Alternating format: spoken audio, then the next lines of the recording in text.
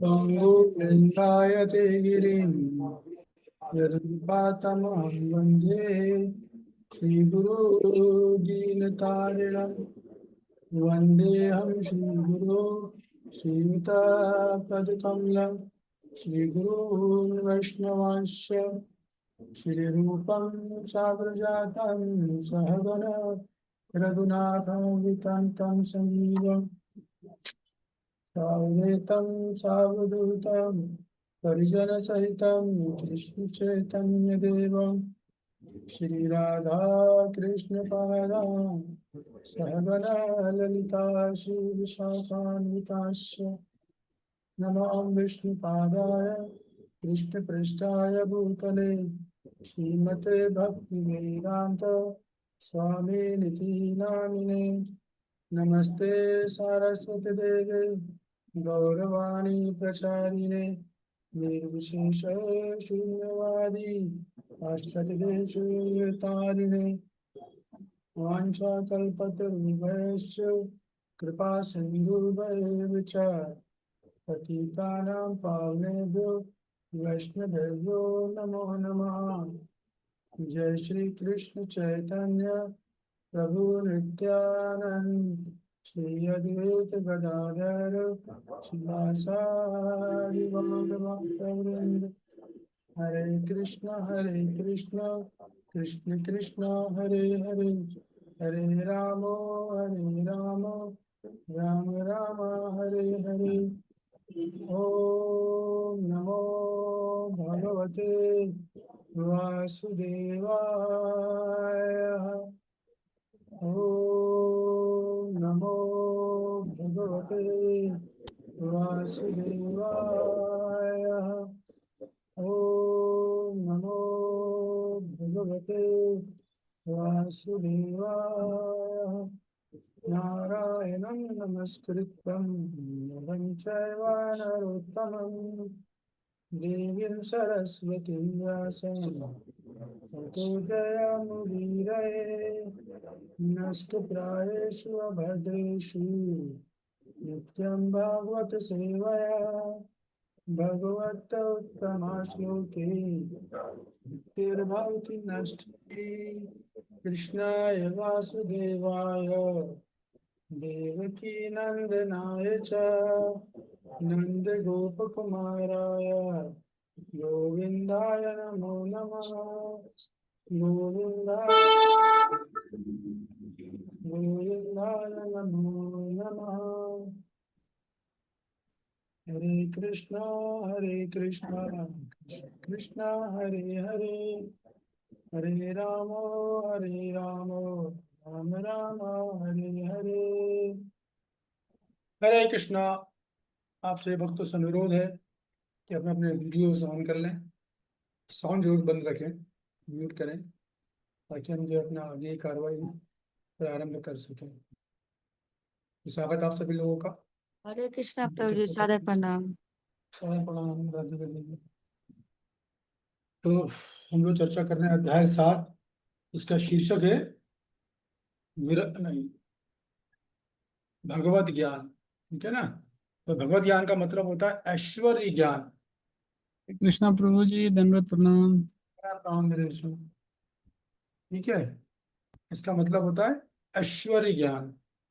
तो पिछले श्लोक में चर्चा करी थी, श्लोक क्रमांक 8 से यहाँ पर जो ऐश्वर्य ज्ञान है वो चालू हो रहा है।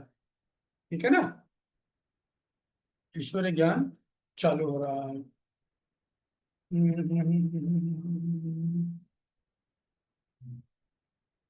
तो पिछली कल की क्लास में कौन कुछ शेयर करना चाहेगा ताकि हम आगे बढ़ सके शॉर्ट में? बस या समित प्रभु शॉर्ट में बोलेगा, एक या दो पॉइंट बस। ओके प्रभु जी। 3 श्लोक थे कल। प्रभु जी 7.5 में जो चर्चा हुई थी कल, कि इसमें आपने सीनियर शक्ति के बारे में बताया था, जो कि पराशक्ति है, जिसमें आत्मा परमात्मा की बात हुई थी। और चेतना के 3 लक्षण होते हैं, थिंकिंग, विलिंग और फीलिंग्स। और ये वरिष्ठ शक्ति होती है, इसमें चेतना होती है। और ये पराशक्ति प्रभाव में क्यों आ जाती है? कि क्योंकि कृष्ण को भुला दिया है हमने, और मैं भोग करूंगा। और दूसरा था ये कि यहाँ पर एक शिक्षा हमें इस श्लोक के माध्यम से मिलती है कि कि हमें माया से बचना है। तो पहला पॉइंट है, जो संसार में जो कुछ भी है वो मेरे लिए भोग के लिए नहीं, भगवान श्री कृष्ण के भोग के लिए है। और दूसरा पॉइंट है कि जो भी कुछ मेरे पास है, धन हो, एवरीथिंग हमें भगवान की सेवा में लगाना चाहिए। और 7.6 में ये बताया था कि दोनों शक्तियों का सोर्स भगवान श्री कृष्ण है। उद्गम और उत्पत्ति का एक दो पॉइंट्स बहुत महत्वपूर्ण थे इसमें, जिसमें आपने इसका अर्थ बताया था। उद्गम का होता है नियंत्रण करता, और दोनों जो शक्तियां हैं, अपरा परा और प्लस अपरा शक्ति, ये भगवान श्री कृष्ण के कंट्रोल में है। उत्पत्ति का मतलब होता है कि मैंने जन्म दिया है। और 7.7 श्लोक में ये बताया था कि इसमें ये बताया था कि हे धनंजय, मुझसे श्रेष्ठ कोई सत्य नहीं है। तो इसमें जो भी परा प्लस अपरा और प्लस 84 लाख यूनियां भगवान श्री कृष्ण पर आश्रित हैं, लेकिन भगवान दिखते नहीं है। इसमें एक एग्जाम्पल दिया था कि धागा दिखता बस नहीं है ठीक है, वहां आपको शॉर्ट में बोलिए, प्रिंसिपल जी में जी बात करो बस। जी जी। श्लोक क्रमांक कौन सा बोल रहे हो आप? 7.7। 7.7। हाँ जी हाँ जी। हाँ, तो उसमें प्रिंसिपल में बात कर रहा हूँ, बस एक लाइन, एक या दो लाइन में प्रिंसिपल है ना, वो बोलिए। जो मैं हाँ, प्रिंसिपल प्रभु जी केवल यही था कि मुझसे श्रेष्ठ कोई सत्य नहीं है। तो इसका मतलब इसमें आपने दो पॉइंट्स बताए थे कि तांत्रिक, ब्रह्मा जी, शिव जी, भगवान श्री, भौतिक आध्यात्मिक जगत, सब कुछ भगवान पे आश्रित है, और तीनों विष्णु भगवान श्री कृष्ण पे आश्रित है। तो भगवान ये बताए मुझसे श्रेष्ठ कोई सत्य नहीं है। इस श्रेष्ठ को जानने के बाद कुछ भी बस ठीक है, जानने। जी। ओके, धन्यवाद। ये वंदना पाल जी कौन है, थोड़ा आप अपना परिचय देंगे, मैं जानना चाहूंगा। वंदना पाल, वंदना पाल जी, अपना परिचय दोगे आप क्या? हरे कृष्ण मुरलीधर में प्रणाम प्रभु जी। मैं अनीता माता जी ने जोड़ा था। अच्छा, ठीक है, धन्यवाद, थैंक यू, स्वागत है आपका। हरे कृष्ण प्रणाम। तो देखिए, अब आज से यहाँ पे जो है भगवान चालू कर रहे हैं अपना क्या, भगवत ज्ञान, या बोलो या ऐश्वर्य ज्ञान, ऐसा समझो आप लोग, ऐश्वर्य ज्ञान चालू कर रहे हैं कि किस प्रकार वो लोग जो भगवान को, जो मंदिर नहीं जाना चाहते, जो भगवान के, ऐसे बहुत लोग हैं दुनिया में जो भगवान के साकार रूप को स्वीकार नहीं कर पाते, हृदय के अनर्थों के कारण, चित्त की शुद्धि के कारण वो लोग स्वीकार नहीं कर पाते कि कैसे भगवान बांसुरी लिए हुए हैं और त्रिभंग ललित फॉर्म में खड़े हुए हैं। उनको नहीं जमता है सब, मिलता नहीं, ये तो जम नहीं रहा है। तो उन लोगों को उद्धार के लिए अर्जुन ने पूछा कि आप अपना ऐश्वर्य दिखाइए ताकि इस संसार में कैसे दिख सके। तो ये उन पर तो लागू है ही, हम लोगों पे भी लागू है, ठीक है ना। तो सुनीता जी, आप पढ़ोगे? कौन पढ़ना चाहेगा, हाथ उठाए भाई। यह सनवर प्रेक्षक प्रभु है ना, आप पढ़ना, मैं प्लस टू पढ़ लूँ।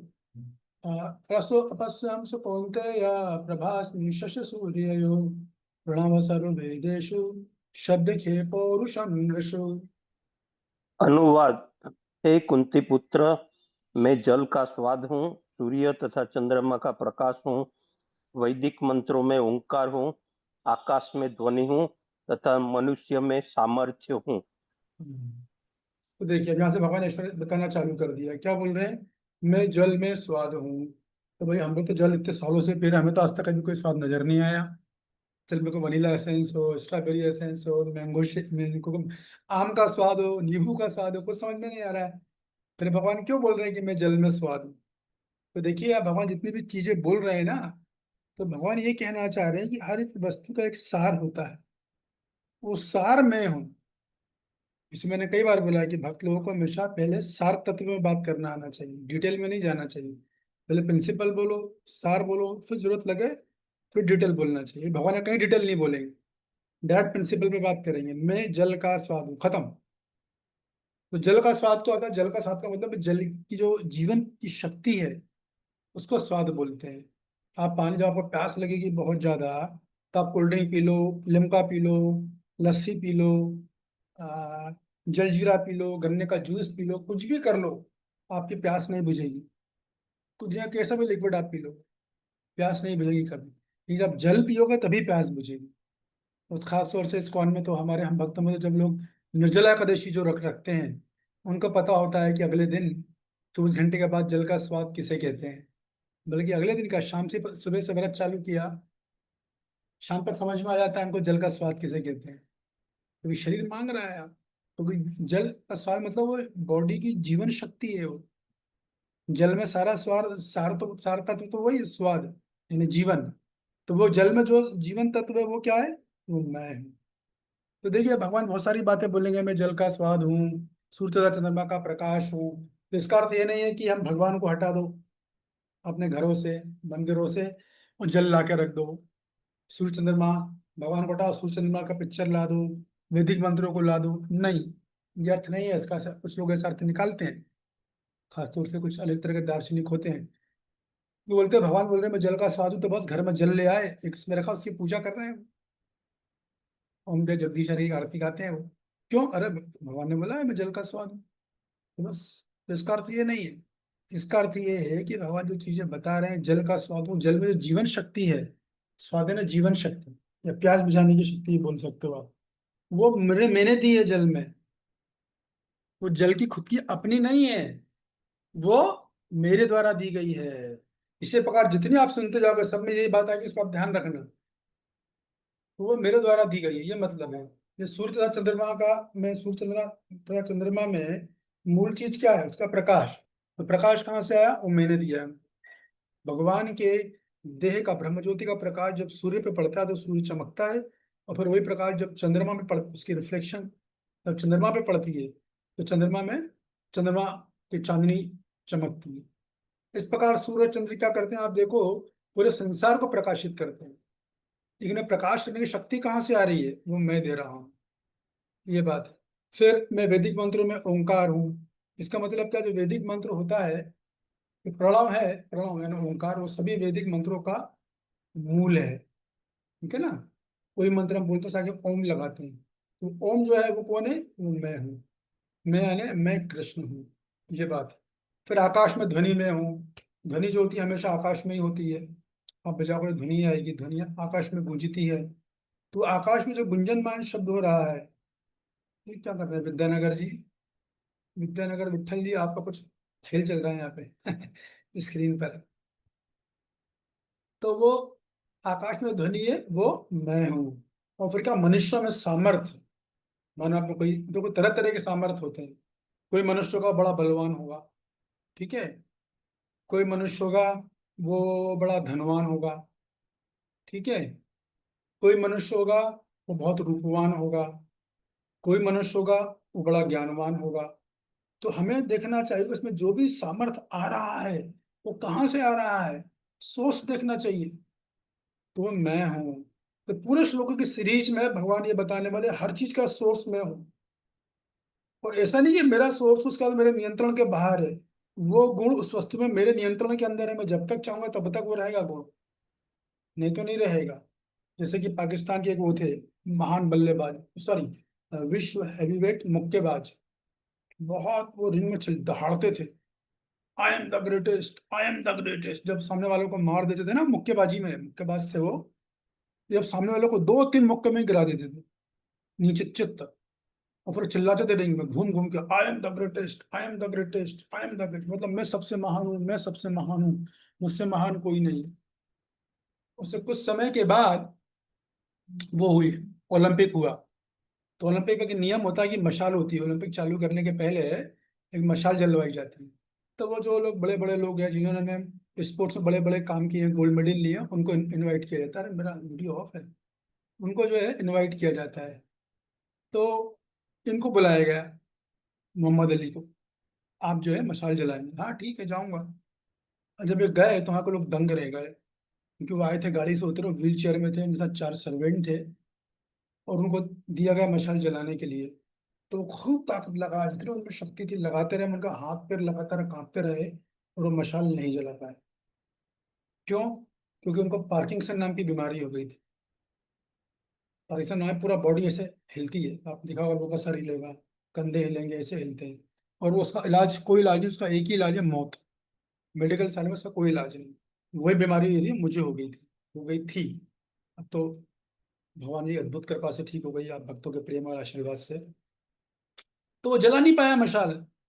सोचो आप, इतना बड़ा रिंग में चिल्लाता था, पूरी दुनिया को चुनौती मार रहा था। तो मतलब उसमें वो सामर्थ्य वो भगवान ने दिया, और तभी तक दिया जब तक भगवान चाहते थे।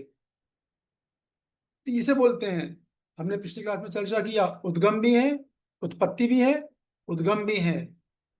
उत्पत्ति यानी सोर्स, स्रोत, उद्गम यानी नियंत्रण। दोनों चीजें हैं भगवान की, तभी व्यक्ति भगवान कहलाएगा, नहीं तो नहीं कहलाएगा। तो ये सारी चीजें जो बता रहे हैं भगवान, वो इस बात में वो बता रहे हैं, विभूतियों को बताया जा रहा है यहाँ पर एक के बाद एक। ठीक है, लालाक्षर में पढ़ लीजिए हनुमत प्रेक्षक प्रभु।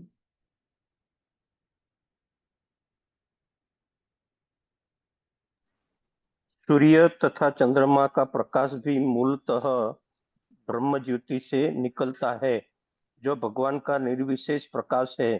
प्रणव या ओमकार प्रत्येक वैदिक मंत्र के प्रारंभ में भगवान को संबोधित करने के लिए प्रयुक्त दिव्य ध्वनि है।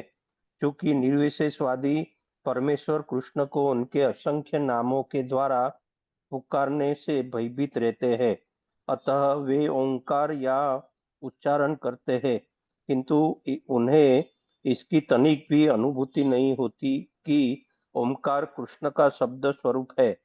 कृष्ण भावनामृत का क्षेत्र व्यापक है, और जो इस भावनामृत को जानता है वह धन्य है। जो कृष्ण को नहीं जानते वे मोहग्रस्त रहते हैं। अतः कृष्ण का ज्ञान मुक्ति है और उनके प्रति अज्ञान बंधन है। हाँ, तो देखिए इस श्लोक से स्पष्ट करता है, इसको समझो आप जो बात मैं बोल रहा हूँ, कि भगवान श्री कृष्ण हर वस्तु में हर वस्तु में नंबर एक अपनी शक्ति और नंबर दो अपनी उपस्थिति, एक शक्ति और दूसरा उपस्थिति से पूरे जगत को संचालित कर रहे हैं। जितना संपूर्ण जगत है, भगवान बोल रहे हैं सब मेरे से निकला है और मुझ में ही समा जाएगा। तो हर वस्तु में भगवान है, कण कण में भगवान विराजे।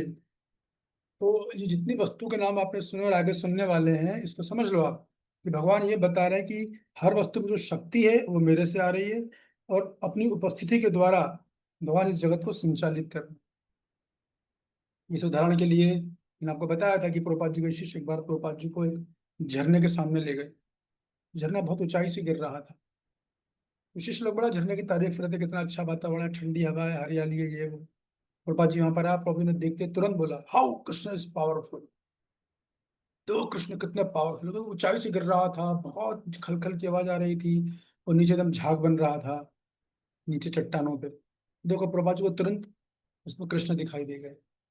तो भक्त का दृष्टिकोण ये है कि वो हर वस्तु में कृष्ण का दर्शन करता है, और परमात्मावादी परमात्मा का दर्शन करता है।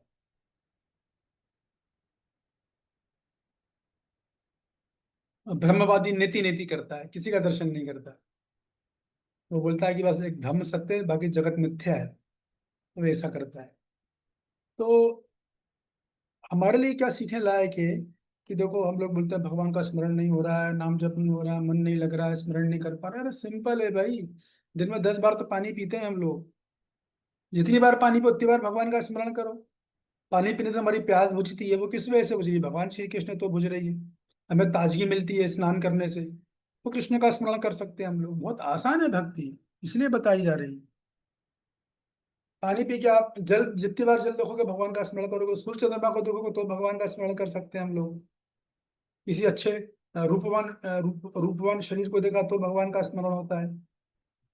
किसी बलवान शरीर को देखा तो भगवान का स्मरण। जो भी आप ऐश्वर्य देखोगे उसमें भगवान का स्मरण करना कितना आसान है एकदम यार। पता नहीं क्यों इतना कॉम्प्लिकेट लोग करके रखे हुए हैं भक्ति को। भक्ति एक्चुअली सबसे आसान ही हो गई, लेकिन हम लोगों ने या संसार के लोगों ने उसको बड़ा जटिल बना दिया है। भक्ति अपने आप में बहुत सरल और आसान है, इससे पता चल रहा है। जितनी चीज आप सुनते हो स्मरण करते जाओ भगवान का, क्या दिक्कत है? महामंत्र तो बोलना है, एक बार पानी पता महामंत्र बोल दो, तो स्मरण हो जाता है एकदम। तो भगवान की भक्ति बहुत सरल और आसान है, इतनी जटिल नहीं है जितना कि हम लोगों को लगती है। ऐसा नहीं है कि नहीं? एक्चुअली में हर वस्तु में भगवान को देखना, ये भक्ति की शुरुआत है। ये जो बता रहे हैं ना, जल में देखना, सूर्य चंद्रमा में देखना, ओंकार में देखना, इससे शुरुआत होती है। अभ्यास इससे होता है कि जैसे जैसे हम बढ़ते जाते हैं फिर हमें वापस अभ्यास होने लग जाता है। तो हम लोग इस श्लोक से अपने जीवन में कैसे उतारेंगे? रोजमर्रा के जीवन में जब पानी पीते हैं, स्नान करते हैं, सूरज चांद को देखते हैं, महामंत्र का उच्चारण करते हैं, भगवान की उपस्थिति को याद करो।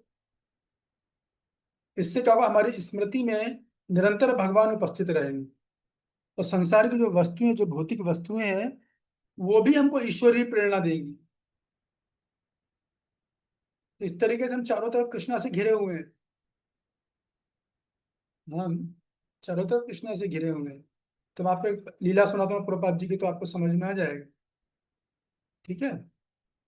तो प्रभुपाद जी क्या हुआ, एक बार अपने 45 विदेशी शिष्यों को लेकर यहाँ भारत आए थे, और उनको दक्षिण भारत की यात्रा पे ले गए थे, घुमाने फिराने और प्रचार करने। ठीक है। तो वहां पर एक जगह, शायद आंध्रा था, विशाखापट्टनम था, कहाँ था मुझे याद नहीं आ रहा। वहाँ पर समुद्र किनारे प्रभुपाद जी अपने शिष्यों को प्रवचन दे रहे थे। और प्रवचन देने का प्रभुपाद जी ने बोला कि अब तुम लोग जाके स्नान कर लो, इशारा किया समुद्र की तरफ। तो सारे जितने भक्त थे और जय प्रभुपाद, जय प्रभुपाद, जय प्रभुपाद करके गए और समुद्र में कूदने लगे, बढ़िया स्नान करने लगे। लेकिन एक भक्त जिनका नाम था नंद गोप प्रभु, वो नहीं गए। तो भाई देखा, रे मेरा ये शिष्य नहीं गया। तो उसको बुलाया और पूछा कि तुम गए क्यों नहीं, जब मैंने आदेश दिया था कि जाओ वहां स्नान करो। बोला प्रभुपाद एक्चुअली मेरी कुछ प्रॉब्लम है। ये क्या प्रॉब्लम है? तो प्रभुपाद बोले एक्चुअली क्या है कि मौसम बड़ा सुहावना है, और ठंडा ठंडा समुद्र का जल है, ऊपर गरम गरम धूप है, और नीचे मुलायम मुलायम रेत है। तो इतना बढ़िया वातावरण है कि मेरे को स्नान करने में बड़ा आनंद आता है, मेरी देह को बड़ा आनंद आएगा। तो मुझे इस बात का डर है कि अगर मैं वहां गया स्नान करने, तो मैं कृष्णा को तो भूल ही जाऊंगा, क्योंकि मेरे को इंद्रिय भोग हो गया, इंद्रिय सुख मिलेगा मेरे को। तो आप लोगों को क्या लगता है कि ये उस भक्त का उत्तर सही, इसने सही किया या गलत किया ना जाकर? आप समझ गए ना, वो अकेला स्नान करने नहीं गया, बाकी लोग गए। उसने सही किया या गलत किया? यस के डी डी। हरे कृष्ण प्रभु जी। हम्म। प्रभु जी गलत किया, क्योंकि जब गुरु ने आज्ञा दी है तो गुरु की कृपा तो पहले ही मिल गई है प्रभु जी। उन्हें आपको भक्ति पहले ही मिल जाएगी, आपको इस चीज का डर होना ही नहीं चाहिए, क्योंकि गुरु का मार्ग गुरु ने दिया है ना इस चीज के लिए। हाँ, वो बिल्कुल। वो अपनी शक्ति सोच रहे हैं भक्ति के लिए, नहीं कभी ये नहीं होता। गुरु साधु के द्वारा ही आपको भक्ति प्राप्त होती है प्रभु जी। बिल्कुल सही जवाब, उन्होंने गलत किया। गुरु का आदेश है भाई। उष्टाम इंद्रिय तो इतनी शुद्ध भक्ति है वो, यही तो भक्ति के रहस्य हैं। वो शुद्ध भक्ति, उस टाइम अगर आप नहीं स्नान करोगे तो पतन होगा, तो भक्ति में पिछड़ जाओगे। गुरु बोल रहे करो तो करो। एक बार क्या हुआ कि चतुर्मास चल रहा था, तो प्रभा जी ने बढ़िया सा केक मंगवाया। सोचो चतुर्मास में लोग कितनी तपस्या करते हैं कि चतुर्मास चल रहा है। प्रभा जी ने बढ़िया सा केक मंगवाया, अब मैं सब शिष्यों को देने लगे। तो उनके एक शिष्य जो सन्यासी शिष्य थे उनको बुलाया और बोला कि लो तुम भी लो। तो उसने बोला नहीं प्रभुपाद मना कर दे, बोले प्रभुपाद मेरा चतुर्मास चल रहा है, मैं तो जो है मैं नहीं खाऊंगा।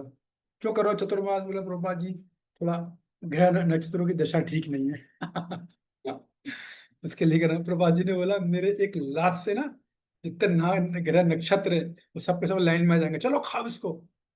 ऐसा प्रभुपाद जी ने बोला उनको। ये होती है भक्ति, ये भक्ति है। भाई मान लो हम लोग को थिएटर देखना जाना अलाउड नहीं है, लेकिन अगर गुरुजन ने बोला तो कुछ नहीं है, बिंदास जाओ, भक्ति में प्रगति होगी। ये भक्ति का रहस्य है। इसलिए बोलते हैं कि हमें पूछ लेना चाहिए जब भी जीवन के लिए क्या करें क्या नहीं करें। पर पूछो तो पहले तैयार हो कि जो वो बोल देंगे वो मैं मानूंगा, अपने फिर विचारों से अटैच नहीं रहूंगा। पूछ लिया नाम के लिए, फिर कर वही रहा जो हमें करना है, नहीं वो अलाउड नहीं है। तो इसी प्रकार हाँ, अब उत्तर दे रहा हूँ कि जब उस शिष्य ने बोल दिया ऐसी ऐसी बात, तब प्रभा जी ने बहुत सॉलिड आंसर दिया। आप इस आंसर को समझ जाओ तो आप ये पूरा चैप्टर समझ गए। जो आंसर मैं बता रहा हूँ ना, पूरा चैप्टर क्लियर हो गया। प्रभा जी ने बोला कि देखो सूरज में रोशनी कृष्णा से आ रही है, तो समंदर कृष्णा से आ रहा है, उस समंदर में जो रेत है वो रेत कृष्णा से आ रही है। अरे तुम चारों तरफ कृष्णा से घिरे हुए हो, तुम कृष्ण को कैसे भूल सकते हो? सोचो का जवाब दिया है। तो हम लोग ने देखा मैं जो हम चारों तरफ कृष्णा से घिरे हुए हैं। हमारा टेबल, हमारी कुर्सी, हमारा लैपटॉप, हमारा मोबाइल, हमारा पेन, हमारा जो कुछ भी है, हम सब सबके अंदर भगवान परमात्मा रूप में विद्यमान है। हम चारों तरफ घिरे हुए हैं, हम कैसे भूल सकते हैं कृष्णा को? नहीं भूल सकना चाहिए। लेकिन अल्प ज्ञान के कारण, या अपने खुद के विचारों से आसक्त होने के कारण, या अपने विचारों में खो रहने के कारण हम भूल जाते हैं, है ना? कृष्ण और सब हमारे हृदय में ही है, हृदय के अंदर भी है और हृदय के बाहर चारों तरफ है। भगवान अगर नहीं रहे तो सृष्टि एक सेकंड नहीं टिक पाएगी। इस कमरे में हम बैठे हैं, अभी छत क्यों खड़ी हुई है? इसलिए थोड़ी खड़ी कि पिलर लगे हुए हैं। वो पिलर भी जो खड़े हैं वो कैसे खड़े हैं? उनके कड़ में बीच में परमात्मा रूप में भगवान है। तो छत भी टिकी है वो भगवान की, परमात्मा की कृपा से टिकी हुई है। इस तरह भगवान का स्मरण करना कितना आसान है, मैं ये बता रहा हूँ, ठीक है ना। अनिल गुप्ता जी, पुण्यो गंधा पृथिव्याम चा तेज चाश्मी विभावसु जीवनम सर्वभूतेषु तपश्चाश्मी तपस्विषु। हरे कृष्णा। मैं पृथ्वी की आदि बुलबुल और अपनी ऊष्मा, मैं समस्त जीवों का जीवन तथा हाँ, भगवान ने मैं बोला, मैं पृथ्वी की आद्य सुगंध हूँ, एक अग्नि की ऊष्मा हूँ, समस्त जीवों का जीवन और तपस्वियों का तप हूँ। ये चार चीजें फिर बोली भगवान। तो भगवान तो बोल रहे हैं मैं पृथ्वी में सुगंध हूँ। अभी आज तक मिट्टी में सुगंध सूंघी है आप लोगों ने? कहीं मिट्टी उठाई और देखा हो सुगंध आई हो? बताइए कौन बोलेगा? इसका क्या अर्थ है पृथ्वी की आद्य सुगंध हूँ? हम्म? जब भगवान बोल रहे हैं पृथ्वी की सुगंध हूँ मैं, हमें तो बदबू दिखाई दी चारों तरफ। या सुनीता जी? हरे कृष्णा प्रभु जी, सादर प्रणाम। प्रभु जी, जब बारिश आती है तो मिट्टी में जब पानी जाता है तो उससे बहुत अच्छी खुशबू आती है मिट्टी में से। सोनी सोनी खुशबू आती है, ओके। तो भगवान वो है। और भी कहीं खुशबू आती है मिट्टी की उसके अलावा? हाँ जी, हाँ जी, जब नया घड़ा भरते हैं तब भी आती है मिट्टी की खुशबू। अच्छा। मिट्टी का और घड़ा। इसके अलावा है? और तो नहीं पता प्रभु जी। चलो, और नहीं पता, और अभी आपको बताएंगे तो आप दंग रह जाओगे, ठीक है। और कौन है? बताइए, अमित अमित अमित गुप्ता जी। नहीं है? ठीक है। अनिल गुप्ता जी। हरे कृष्णा प्रभु जी। जो मिट्टी से पौधे उगते हैं उसको फूलों की खुशबू है, वो खुशबू है। आम के आम जो है वो मिट्टी की खुशबू है, इस यस, खुशबू है। बिल्कुल सही। जितने भी पौधे उग रहे हैं, गुलाब का, रात रानी का, चमेली का, रजनीगंधा का, कमल का, वो खुशबू कहाँ से आ रही है? क्या आपने पानी डाला उसमें खुशबू थी क्या? या सूरज ने रोशनी डाली उसमें खुशबू थी क्या? या चांद की चांदनी पड़ी तो खुशबू थी क्या? नहीं, वो खुशबू मिट्टी से आई। ठीक है। अनिल अनिल गुप्ता जी ने सुना, मेरे से क्लास में थे। तो ये बात है, ये खुशबू है। अग्नि में ऊष्मा है, आपको समझ में आ गया। समझ जीवों का जीवन, ये भी समझ में आ गया। कोई व्यक्ति जी रहा है साल, कोई 50 साल, कोई 60 साल, कोई 70 साल, वो मेरी वजह से जी रहा है। तपस्वियों का तप मैं हूं, इसका मतलब क्या है? कौन बताएगा?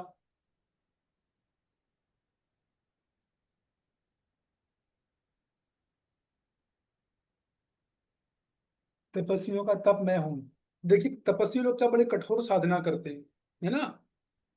जैसे गर्मी में चारों तरफ आग लगा लेंगे भाई, दिसंबर के ठंडे में गंगा जी में उतर रहेंगे गर्दन तक नेकेड एकदम। तो तप जो करो, तप करने का बल जो उनमें आ रहा है, वो कहाँ से आ रहा है? मेरी वजह से आ रहा है। कर नहीं सकते नहीं तो। एक बात। दूसरी बात, तपस्वी, अच्छा तपस्वियों का तप है, ये बात है। तो इस प्रकार भगवान सब चीजें बता रहे हैं। तो जीवन और तप जो चीजें आई ना आखिरी में, ये भगवान की ही शक्ति है। तो सारी चीजें आप देख रहे हो, पृथ्वी में सुगंध, अग्नि में ऊष्मा, जीवों में जीवन, तपस्वी में तप, ये सब भगवान की शक्ति है। और भगवान इसमें उपस्थित है। तो कुल मिला के सारा श्लोक आपको किस बात को बता रहा है? भगवान के अस्तित्व को स्थापित कर रहा है। इसको बोलते हैं कण कण में भगवान है विराजे। ठीक है ना। ये लाल अक्षर में पढ़ लीजिए। थोड़ा सा थोड़ा सा ऊपर। पुण्य का अर्थ है जिसमें विनय हो। अरे आपके आवाज जगत प्रॉब्लम है, में। आपकी वॉइस ब्रेक हो रही है। अच्छा। ये गुप्ता जी, रुक जाइए। नहीं नहीं नहीं नहीं नहीं नहीं नहीं नहीं, वो वॉल्यूम में प्रॉब्लम है आपके, वाईफाई में प्रॉब्लम आ रही है। यस, मनीषा जी, वो सॉरी, नीता जी। प्रभु जी, मैं पढ़ूं? हरे कृष्णा। हाँ, पढ़िए पढ़िए नीता जी, पढ़िए। हरे कृष्ण प्रभु जी। तात्पर्य श्रील प्रभुपाद जी के द्वारा, पुण्य का अर्थ है जिसमें विकार ना हो, अतः आद्य। इस जगत में प्रत्येक वस्तु में कोई ना कोई सुगंध होती है। यथा फूल की सुगंध या जल पृथ्वी, अग्नि, वायु आदि की सुगंध। समस्त वस्तुओं में व्याप्त अदूषित भौतिक गंध जो आद्य सुगंध है वह कृष्ण है। इसी प्रकार प्रत्येक वस्तु का एक विशिष्ट स्वाद रस होता है और इस स्वाद को रसायनों के मिश्रण द्वारा बदला जा सकता है। अतः प्रत्येक मूल वस्तु में कोई ना कोई गंध तथा स्वाद होता है। मुझे आगे पढ़ना है? 1 मिनट में लाल अक्षरों में पढ़ना है। जी पढ़ लिया प्रभु जी। अब बाकी मैं सब बता चुका आप लोगों को, हर चीज मैंने पहले ही एक्सप्लेन कर दी है। अग्नि का तप है, ताप है, पूर्व जी फैक्ट्री में अग्नि जलती है ना, कब बनाते तो उसकी बात कर रही है। श्लोक क्रमांक 10, मंगल मूर्त माता जी आप पढ़ोगे? जी प्रभु जी।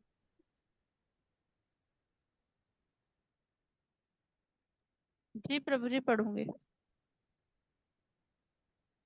हाँ, बीजं मां सर्वभूतानां विद्धि पार्थ सनातनं बुद्धिर्बुद्धिर्मता अस्मि तेजस्तेजस्विनामहम्।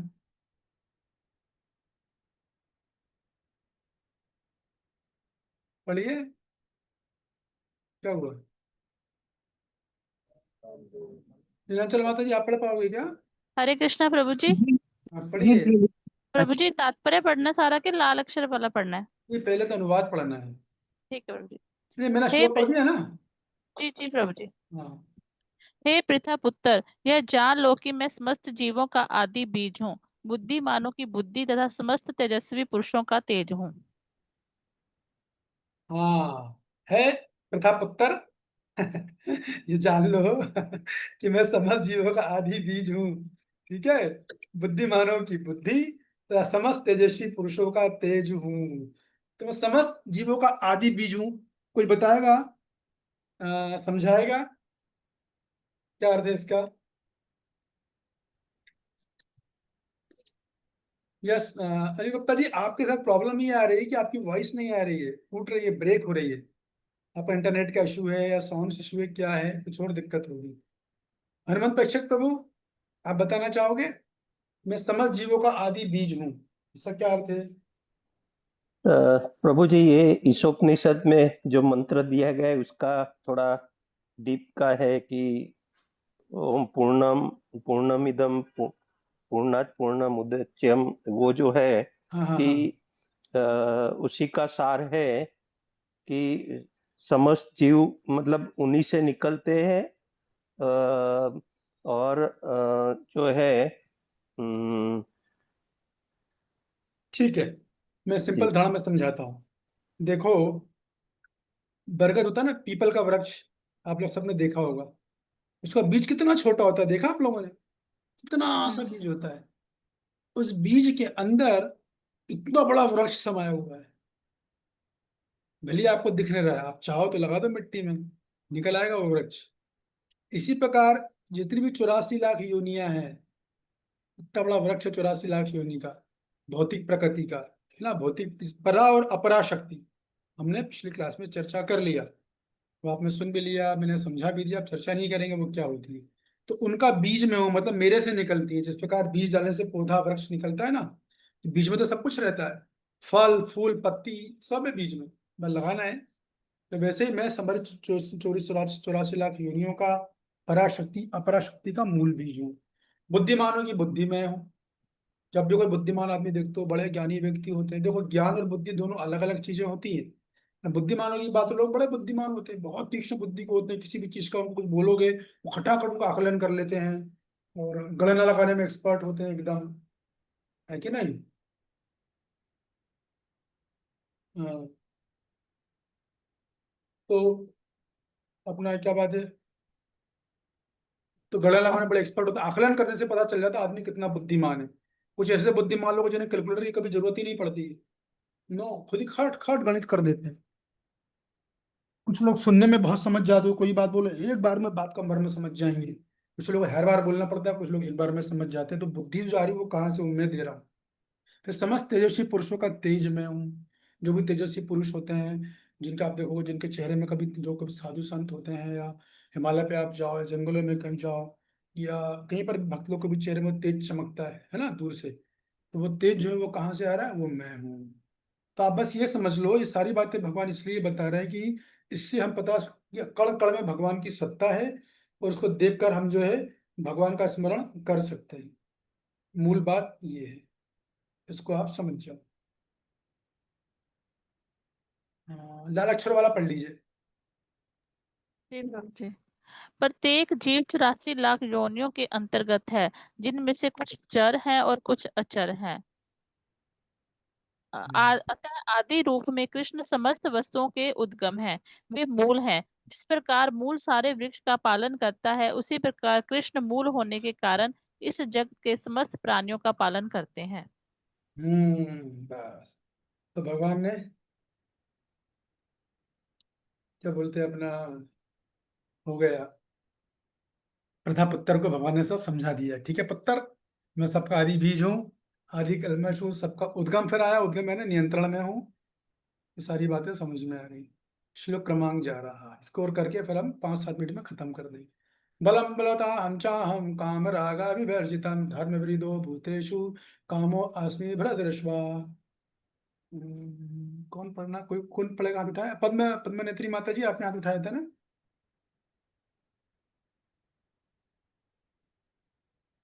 हाँ पढ़िए, पद्मनेत्री वृंदा माता जी। हरे कृष्णा प्रभु जी, दंडवत प्रणाम। दंडवत प्रणाम। मैं बलवानों का कामनाओं तथा इच्छा से रहित बल हूँ। हे भरत श्रेष्ठ अर्जुन, मैं वह काम हूँ जो धर्म के विरुद्ध नहीं है। बलम बलवता हम चाहम, देखो मैं बलवानों, इसमें कुछ समझ आया? मैं बलवानों का कामनाओं का तथा इच्छा से रहित बल हूँ। ओके। हे भरत श्रेष्ठ अर्जुन, मैं वह काम हूँ जो धर्म के विरुद्ध नहीं है।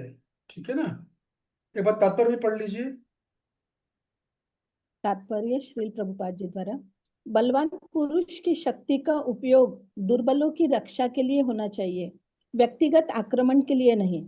इसी प्रकार धर्म सम्मत मैथुन संतानोत्पत्ति के लिए होना चाहिए, अन्य कार्यों के लिए नहीं। अतः माता पिता का उत्तरदायित्व है कि वे अपनी संतान को कृष्ण भावना भावित बनाएं। यस।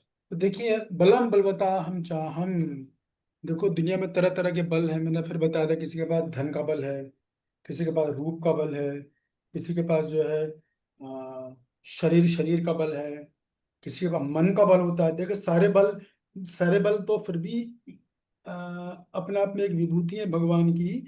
सबसे बड़ा मन बल पता है कौन सा होता है? मनोबल। मन तो सबके पास है, लेकिन मनोबल बहुत कम लोगों के पास होता है। लोग ढेर हो जाते हैं जरा सी विपत्ति आती है, ऐसा होता है। तो जितने भी बल होते हैं, उस बल का यूज क्या है पहले आपको वो समझना है। हर बल का यूज केवल एक है। क्या है बल? कि अगर आप धनवान हो तो आपको, आपका जो धन है वो गरीबों की सेवा में जाना, हमारे लिए भक्तों की सेवा में जाना चाहिए। अगर आप बलवान हो तो आपका बल दुर्बलों की रक्षा के लिए जाना चाहिए। अगर आप रूप का बल है तो रूप का बल से आपको लोगों को भगवान की तरफ लेके जाना चाहिए। तो प्रभुपाद जी लिख रहे हैं, बलवान पुरुष की शक्ति का उपयोग दुर्बलों की रक्षा के लिए होना चाहिए, व्यक्तिगत आक्रमण के लिए नहीं। तो आपके पास जो कुछ भी बल होता है, चाहे धन बल हो, चाहे रूप बल हो, चाहे ज्ञान का बल हो, चाहे कुछ भी बल हो, वो खुद के लिए नहीं है। वो खुद के लिए नहीं है। अरे भाई, वो दूसरों को देने के लिए है, जो भी बल आपके पास है। अगर आप नहीं दोगे तो भगवान ले लेंगे, कैसे भी निकाल लेंगे भगवान। ये बता दूं मैं आपको, क्लियर है एकदम। तो यहाँ पर भगवान ने इस तरह सब कुछ बताया कि बलो बलो का चाम मैं हूँ। और यदि कोई अपना मिलाप भी करते हैं तो वो धर्म के अंतर्गत करना चाहिए। ये सब चीजें भगवान इसमें बता रहे हैं, कुल मिला के 6 से लेके 11 तक में। 12 के बाद फिर क्या, जान लो तुम मेरी शक्ति से प्रकट होता है, यहाँ से फिर भगवान अब गुणों की बात चालू करेंगे। हम यहीं पे एंड करते हैं। हमने कितने कर लिए? 8, 9, 10, 11, 4 श्लोक हो गए। हाँ तो अभी चैप्टर बहुत जल्दी से निपट जाएगा। अब इसमें कुछ खास नहीं, जो कुछ था शुरू के चैप्टर थे ना, वहीं पर मैंने जो है आप लोग को समझा दिया। 7.1, 7.2, 7.3 में एक एक क्लास ली। तो बस आप ये समझ लो, अभी जितनी विभू, हाँ सबसे पहले क्या, ये भगवान का भगवत ज्ञान भी बोलते हैं, इसको ऐश्वर्य ज्ञान भी बोलते हैं। ऐश्वर्य समझो, ऐश्वर्य क्या होता है? ऐश्वर्य मतलब वो हर वस्तु का जो सार है। जल का सार स्वाद है, तो सार तत्व को ऐश्वर्य बोला गया है। विभूति भी बोलते हैं। विभूति, भूति यानी विलक्षण, और विभूति यानी विलक्षण सत्ता। मतलब वो जो वस्तु है उसमें भगवान है तो वो वस्तु का गुण उसमें है, नहीं तो नहीं रहेगा। जो जल की प्यास है वो जल की शक्ति है, स्वाद। तो चूंकि भगवान है तो वो शक्ति जो आ रही है वो भगवान से आ रही है। इसका अर्थ ये नहीं कि हमें भगवान को पूजना है, नहीं, वो भगवान को हटाओ जल की पूजा करो, नहीं, हमें उनमें भगवान को देखना है। ये भक्त का दृष्टिकोण है, हमें उन्हें देखकर भगवान का स्मरण करना है, ये भक्त का दृष्टिकोण है। दूसरे लोग ऐसे हैं जो क्या करते हैं, भगवान को हटा के वस्तु को भगवान मान लेते हैं। कितने लोग प्रकृति को भगवान मानते हैं, लेकिन हम लोग प्रकृति को नहीं, हम प्रकृति के पीछे जो पुरुष है उसको देखा जाता है कि नहीं। हमारा हमारा दर्शन ये है। एक एग्जाम्पल देके मैं खत्म करता हूँ कि देखो, आप लोग में से जिन लोगों को उसका शौक होगा ना चित्रकारिता का, तो वो लोग म्यूजियम वहाँ जाते हैं, म्यूजियम में, लैब में जाते हैं, बराबर है। म्यूजियम नहीं, क्या बोलते हैं इसको, हाँ म्यूजियम। तो वहां पर खूब सारी पेंटिंग लगी होती है।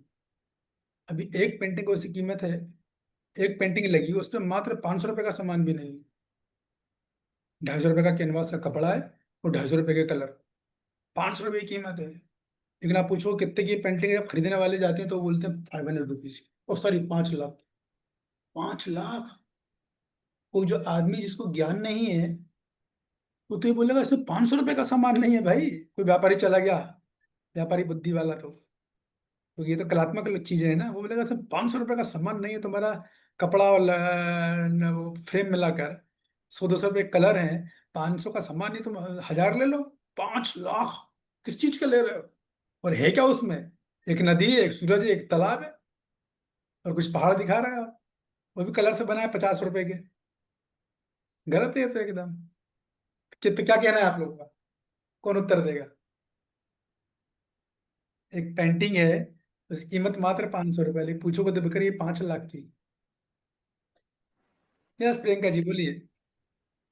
हरे कृष्ण प्रभु जी, सारे राम प्रभु जी, मैं बताने का प्रयास करूंगी। जी जो भी प्रभु के पेंटर ने बनाया है उसकी मेहनत भी तो है उसमें। उसने कितनी मेहनत की है उसे बनाने में, और अपना दिमाग लगाया है कि यहाँ पर सूर्य बनना चाहिए, यहाँ पे पहाड़ बनना चाहिए, यहाँ से पानी निकलना चाहिए। तो उसकी मेहनत भी तो है, और उसने सीखा भी होगा तभी तो वो कर पा रहा है। ठीक है, बढ़िया। तो एक पेंटर है, उसकी मेहनत भी, ये भी बात सही है एकदम। यस केडीडी जी आप बताइए। हरे कृष्ण प्रभु जी। प्रभु जी, उसके पीछे के थॉट्स है, जो भी उसने पेंटिंग बनाई है बेसिकली, तो उसके पीछे के थॉट्स जो उसके मन में है वो हर कोई नहीं जान सकता है ना प्रभु जी। वही जान सकता है जो उसको जानता है। जैसे अगर ठाकुर जी की पेंटिंग आई तो कोई जो भगवान का भक्त नहीं होगा वो उस पेंटिंग की कीमत को नहीं जान पाएगा। तो वो एक भक्त ही जान सकता है उसके पीछे की उनकी भावना पे। हाँ ठीक है, वो आपके आंसर मिलजुल कर रहा है उन्हीं से, प्रियंका जी से, लेकिन सटीक आंसर चाहिए मेरे को एकदम। जैसे अनीता जी। हरे कृष्णा प्रभु जी, धन्यवाद प्रणाम प्रभु जी। जैसे माता जी ने बोला कि थॉट्स हैं और उसकी मेहनत है, ये सब तो है ही है, लेकिन उन थॉट्स को एक्सप्रेस करने की जो कला है, जो स्किल है उस कैनवस पर उतारने के लिए, वो कला महत्वपूर्ण है। हाँ ये और आप क्लोज आ गए, गुड, कला है। यस हनुमत प्रेक्षक प्रभु। जी प्रभु जी, उसमें दो चीजें, एक तो कला तो है ही है, कला के पीछे जो संपूर्णता है वो प्रैक्टिस है, वो सालों की है, तब ये स्टेज पर आते हैं कि कोई एक ब्रश मार दिया और लाखों की कीमत बढ़ गई।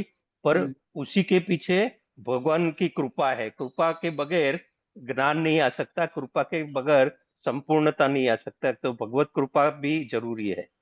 गुड, ठीक है। Yes Anil Gupta ji last. हरे कृष्णा प्रभु जी, बड़े-बड़े नाम उसके ऊपर लिखा है, उसकी कुछ सुनाई नहीं दे है। रहा। तो किसी को सुनाई दे रहा है क्या? एक मिनट, किसी को सुनाई दे रहा है? नहीं प्रभु नहीं जी। प्रभु। नहीं प्रभु जी, उनका कुछ नेट इश्यू है, हाँ वही वीक है थोड़ा। बहुत ब्रेक हो रहा है। लास्ट, चलो द्वारकाधीश प्रभु स्वागत है आपका, बोलिए। हरे कृष्ण प्रभु, उसमें वो यस कीमत कलाकार की है। हाँ, देखो आप बात को समझो। वो पेंटिंग अपने आप में इम्पोर्टेंट है, लेकिन उससे इम्पोर्टेंट वो पेंटर है जिसने बनाई है। तो उसके नीचे लिखा हुआ M.F. हुसैन, उसका नाम का ठप्पा लगा, उसलिए 5 लाख की हो गई वो। मैंने से 500 की पेंटिंग है वो। तो मुद्दा ये है कि हमारी जो फिलॉसफी है, हम लोग क्रिएशन को इतना महत्व नहीं देते, हम लोग क्रिएटर को, जिसने क्रिएशन बनाई है, हमारा फोकस उधर रहता है। और कुछ लोग ऐसे होते हैं जो क्रिएशन को इम्पोर्टेंट मानते हैं, क्रिएशन को जो मान लेते हैं कि सब कुछ है, लेकिन हम क्रिएशन को तो इज्जत करते हैं, उससे अधिक महत्व हम क्रिएटर को देते हैं, जिसने बनाया है उस पेंटिंग को। ये बात है। तो वो है कृष्णा, छिंडी जो बनी प्रकृति वो कृष्णा है। बस ये बात समझ लो आप, अब आपको सब कुछ समझ में आ गया है। ठीक है, अब आप किसी का कोई प्रश्न है, कोई question of the discussion? Yes Hanumat प्रेक्षक प्रभु। नहीं प्रभु जी, वो पुराना ही अच्छा इंडेक्स था। ठीक है। यस डॉक्टर नीता जी। हरे कृष्ण प्रभु जी, दंडवत प्रणाम। प्रभु जी, मेरा प्रश्न आज के उससे नहीं है, मेरी थोड़ी एक क्वेरीज है नीलांचल माता जी से, अगर आपकी आज्ञा हो तो मैं उनसे बात करूं। हाँ हाँ मुझे थोड़ा सा कंफ्यूजन था तो उसी के बारे में जानना चाहती थी। लेकिन शॉर्ट में है। जी जी जी जी मैं एंड कर रहा हूँ बस क्लास, जरा जी। जल्दी एंड करना है। पूछिए पूछिए। जी प्रभु जी, वो नीलांचल माता जी ने भी एक दो क्लास के पहले उन्होंने एक अनाउंस किया था, जो मतलब कुछ रजिस्ट्रेशन को लेकर के। तो वो रजिस्ट्रेशन किस चीज के लिए था ना, ये मेरे को समझ में नहीं आया। वो बोल रही थी कि रजिस्ट्रेशन स्टार्ट हो चुका है। हरे कृष्णा माता जी, जी जी यहाँ पे हरे कृष्णा माता जी, यहाँ पे थोड़ा सा कंफ्यूजन हो गया है। वो रजिस्ट्रेशन नहीं था। रजिस्ट्रेशन का मतलब था आप अपना नाम भेज दें और जो भी सहयोग किया है धनराशि का वो कर दें। दैट इज नॉट रजिस्ट्रेशन का मतलब। रजिस्ट्रेशन मतलब रजिस्टर मतलब आप अपना नाम भेज दें, उसको मैंने बोला था। तो ये रजिस्ट्रेशन का नहीं है, ये सहयोगी स्वेच्छा सहयोग धनराशि का मैंने बोला था। तो थोड़ा सा यहाँ पे मिसअंडरस्टैंडिंग हो गई थी। आपको क्लियर हुआ क्या? मैं कर पाई आपको क्लियर? जी माता जी। जी, वो सहयोग राशि जो पहले आपने एक बार अनाउंस किया था उसके नहीं, लिए था ना ये? उसकी संबंध नहीं है, वो वाली सहयोग राशि नहीं है। ये कोर्स के लिए हमने सहयोग राशि, कोर्स के लिए, ये जो कोर्स स्टार्ट हो रहा है भागवतम का, इसके लिए पर्टिकुलर, इसके लिए धनराशि। वो तो वो एक माता जी डिफरेंट चीज कितना, थी, माता जी ये कितना ले रहे हैं? 1000 रुपीज, 1000 रुपये माता जी। अच्छा, ये जो अभी भागवतम का कोर्स शुरू हो रहा है उसके लिए 1000 है? उसके लिए है 1000, लेकिन ये रजिस्ट्रेशन नहीं है। मतलब ये एक रजिस्ट्रेशन का मतलब था कि आप अपना नाम भेज दें, जिनको लेना है करना है वो नाम भेज दें। तो इस वे में थोड़ा सा आपको शायद कंफ्यूजन हो गया होगा, या मेरे बोलने में फर्क हो गया होगा थोड़ा सा, तो इसको आप करेक्ट कर लें। आई होप आप क्लियर हो गए होंगे माता जी। माता जी, वही थोड़ा सा कंफ्यूजन था ना कि जैसे जो नया वाला कोर्स शुरू हो रहा है उसके लिए ये 1000 जो रजिस्ट्रेशन फीस है ये स्वेच्छा से देना है, या मतलब सबको इसको जो आप रजिस्ट्रेशन, आप थोड़े से देर के लिए आप रजिस्ट्रेशन तो वर्ड बाद में निकाल, पूछ लीजिएगा नीता जी, मेरे को जल्दी में जाना है, आप बाद में पूछ लीजिएगा। ठीक है, इतना कुछ कंफ्यूजन नहीं इतना आप सोच रहे हो, कोई ऐसा कोई रजिस्ट्रेशन फीस नहीं है किसी की। बाकी अच्छा है, बस वॉलेंटरीली है। ठीक है, सिंपल सी बात है एकदम, उसमें कुछ ऐसा वो नहीं है। थोड़ा बोलने में रजिस्ट्रेशन शब्द से शायद आपको कंफ्यूजन हुआ होगा, लेकिन ऐसा नहीं है। ठीक है, ओके। और कोई? प्रभु जी रजिस्ट्रेशन से मेरा अर्थ था कि अपना नाम बता दीजिए। हाँ हाँ, अच्छा नाम उससे मतलब नाम रजिस्ट्रेशन था, उसमें नाम बता करा दें। दीजिए, नाम रजिस्टर करा उनका दीजिए। कहने का मतलब ये है कि वो ये कहना चाह रही है कि कौन कौन लोग भागवतम क्लास में इंटरेस्टेड हैं, दैट इज कॉल्ड रजिस्ट्रेशन। और उसकी फीस वगैरह नहीं है, पेड कोर्स नहीं है। ठीक है, जी वो नाम का रजिस्ट्रेशन था, नाम रजिस्टर करा दीजिए आप जो करना चाहें। ठीक है, और किसी को कुछ कंफ्यूजन कुछ पूछना है? हाँ जी प्रभु जी, मुझे पूछने में हैंड रेस किया है। बोलिए। हाँ प्रभु जी, इसमें जो 7.11 में जो आपने मैं बलवानों का कामना तथा इच्छा से रहित बल हूँ, ये आपने एक्सप्लेन कर दिया। फिर यहाँ पर भगवान ये कह रहे हैं, हे बृहस्पति अर्जुन, वह काम हूँ जो धर्म के विरुद्ध नहीं है। इसको मतलब बता दीजिए, मुझे ये समझ नहीं आया आपने, मतलब प्लीज डिटेल में थोड़ा सा। क्या सिंपल सा मतलब ये है कि यदि मान लीजिए कोई लड़का लड़की विवाह करते हैं, तो हम्म। उनका कर्तव्य है कि जो पुत्र को उत्पन्न करें, तो विवाह करने के पहले उन्हें जिम्मेदारी लेनी होगी कि हमारे पुत्र को हम कृष्ण भावना भावित बनाएंगे। वो धर्म है। ठीक है। अगर वो ऐसा कर रहे हैं, तो वो जो आपको इस एक्टिविटी में जो एंजॉयमेंट होता है वो धर्म के अंदर है, वो मैं। ओके। मगर कुल मिला के बात यह है कि माता पिता तभी बनने का आप प्रयास करो जब आप जिम्मेदारी ले सको कि हम अपना प्रयास करेंगे पूरी ताकत से दोनों, कि बच्चा कृष्ण भावना भावित बने। वो नहीं बनता है वो एक अलग चीज है, लेकिन आपका प्रयास ईमानदारी से होना चाहिए। उसके लिए पहले ओके, खुद बनना पड़ता है अच्छे भक्त। ठीक है, ठीक है, ठीक है, done. Thank you Prabhu ji, clear हो। ओके, हरे कृष्ण। ठीक है, और किसी को कुछ बोलना है? मेरा समय हो गया, मेरे को तुरंत निकलना है, जरा जाना है 5-10 मिनट के लिए, फिर मेरी 7 बजे दूसरी क्लास है। नहीं, ठीक है। वंशा कल्पतरुभ्यश्च कृपा सिंधुभ्यश्च पतितानां पावनेभ्यो पाभ्यो वैष्णवेभ्यो नमो नमः। हरे कृष्णा प्रभु जी, दंडवत प्रणाम।